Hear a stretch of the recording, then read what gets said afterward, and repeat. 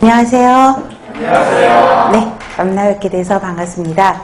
내방 열린 고시학원에서 간호관리학 강의를 맡고 있는 오정아입니다. 여러분들이 이제 8급 간호직 시험을 위해서 동기부여돼서 이 자리에 앉아 있는 걸로 알고 있습니다.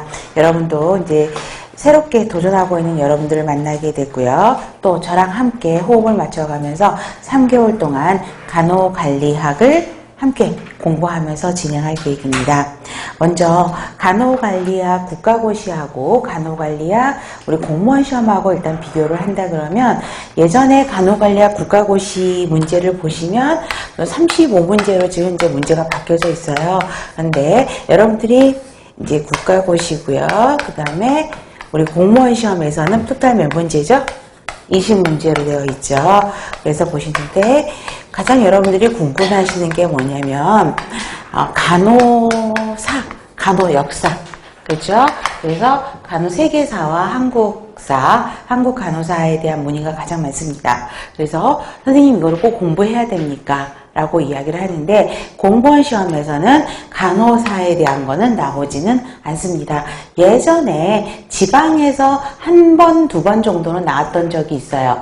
제2의 나이팅게일이라고 불리우는 서양 간호사는 누구냐 뭐 이런 것들이 나오긴 있는데 사실 이 간호 역사에 대한 부분은 양이 굉장히 많고요. 단순 메모리들이 많고 연도별로 외워야 되는 것들이 굉장히 많아요. 그래서 여기에서 물론 안 나온다는 보장은 못하는데 아직까지는 나오지는 않고 있습니다. 그래서 여기에 시간을 에너지를 소비하느니 그죠? 다른 파트에 더 집중하셔서 공부를 하셨으면 좋겠습니다. 그래서 간호사 부분은 그렇게 신경을 쓰지 않으셔도 될 것 같습니다. 그러면 자 나머지 그러면 20문제 중에서 가장 우리가 간호관리라고 하는 게 뭐였죠? 우리 한다고 한다면 기획, 그 다음에 조직, 그 다음에 인사, 지휘, 통제 부분이 가장 핵심적인 거죠. 이 부분. 그 다음에 최근에 또 많이 나오고 있는 게 간호사의 법적 의무입니다. 그래서 여기에서가 거의 17에서 18문제 정도가 출제되고 있는 걸 볼 수 있고요. 그 다음에 나온다고 한다면 또 한 문제 정도가 나온다고 한다면 간호윤리 부분이 한 문제 정도 나오고 있습니다. 그리고 또 책에 보시면 전문직관이라고 보이실 겁니다. 근데 전문직관은 거의 나오지는 않고 있고요. 여러분들이 임상 경력이 계신 선생님들이기 때문에 쉽게 간염 문제집 정도에 있는 것만 갖고도 풀 수 있는 문제들로 나오고 있습니다. 전문직관은 그렇게 집중해서 보실 필요는 없을 것 같고요. 그 다음에 우리가 20문제 중에서 대부분은 한 17, 18문제 이 정도는 거의 다 맞추세요. 그렇게 어렵지는 않아요. 한 문제가 항상 기출에도 어디에도 나오지 않은 문항으로 한 문제 정도가 출제되고 있는 것을 볼 수 있습니다. 그렇게 참조해서 보시면 되겠고요.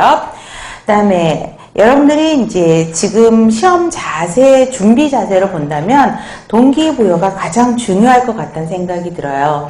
서울시 같은 경우에는 생물, 그다음에 간호관리, 지역사 이렇게 나오잖아요. 근데 간호관리가 가장 세 과목 중에서는 점수를 획득하기가 가장 좋은 과목입니다. 그런데 시간 분배라든가 이런 걸 조정을 잘 못해서 오히려 간호관리에서 점수를 잘 확보하지 못하신 분들이 많은데 간호관리에서는 거의 90에서 95점 아니면 또 문제 그때그때 난이도에 따라서 차이가 있긴 하지만 작년 지방문제 같은 경우는 굉장히 쉬웠거든요. 그래서 100점이 굉장히 많았었고요. 또 어떤 때는 서울이 보통은 더 난이도가 높아요. 근데 지방이 더 쉬울 때가 있고 어떤 때는 서울의 난이도가 더 쉬울 때가 있어서 그때그때 따라 들리긴 하지만 평균 90에서 95점 정도 또 난이도가 쉬운 100점은 좀 맞으셔야지 쉽게 합격이라는 문턱에 올라가실 수가 있고요. 세 과목 중에서는 가장 점수를 많이 확보하셔야 되는 과목이 간호관리입니다. 그런데 간호관리가 쉽지 전공이니까 쉽지 그랬는데 문제는 어느 점수가 올라간 다음부터는 그 다음부터 올리기가 쉽지 않은 게 간호관리예요. 그 말장난 같은 거에 조금 많이 힘들어 하셔가지고 넘어가시는 분들이 많아서 거기에서 속도를 조금 더 내실 수 있어야 됩니다. 자, 출제 경향을 보시면 서울시는 간호관리학을 전공하시는 교수님들이 많이 내시는 문제들이고요. 네, 지방은 물론 5과목을 보긴 하지만 14년부터가 지방 문제들이 통폐합이 됐죠. 그러니까 예전에는 14년 이전에는 어땠냐면은 뭐 대전, 부산, 충남 각기 다 따로따로 냈어요. 그런데 14년도부터는 지방 문제가 통합이 되면서 났다고, 그 다음에 수탁형대로 문제가 출제된 거를 볼 수 있습니다. 그리고 15년부터가 사지선다형으로 다 서울시 지방이 바뀌었었죠. 그전에는 서울시가 오지선다, 지방이 사지선다였었는데 15년부터는 사지선다로 출제되고 있는 것을 볼 수가 있습니다. 자, 수탁으로 한다 그러면은 뭐냐면 쉽게 말하면 문제랑 답이 다 오픈이 되는 경우죠. 그러면 문제도 여러분들한테 시험지도 문제도 제출되고 그다음 답도 쉽게 나올 수 있기 때문에 장점이 뭐냐 그러면 문제가 어렵지 않아요. 비비꼬지 않아요. 쉽게 답을 유출할 수도 있고 해요. 근데 만약에 비수탁의 형태로 나오게 되면 문제 난이도가 정말 천차만별이에요. 그죠? 그리고 답을 비수탁으로 하면 공개를 안 하거든요. 작년도 서울시 문제가 2년 정도, 14년도부터 해서 서울시도 공개를 했어요. 했다가 15년도인가 언젠가 한번 중복 답안을 인정할 수밖에 없었죠.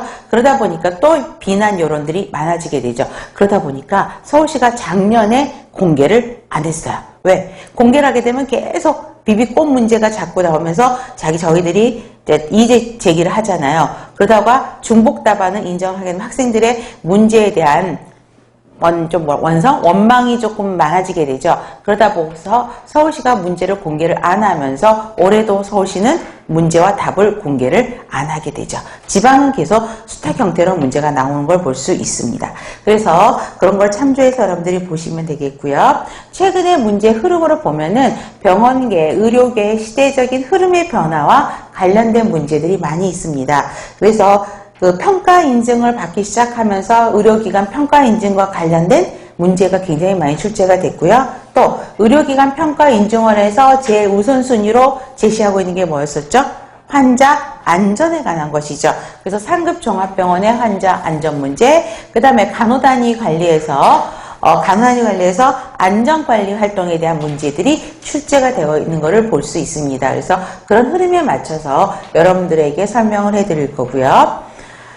그 다음에 여러분들이 이제 공부하실 때 저희 교재들을 이용을 할 겁니다. 그런데 학원에서 쓰고 있는 강의 교재는 기출문제 등을 정리하여 재정리한 책입니다. 그래서 최소한 이 정도는 반드시 메모리를 하실 필요가 있고요.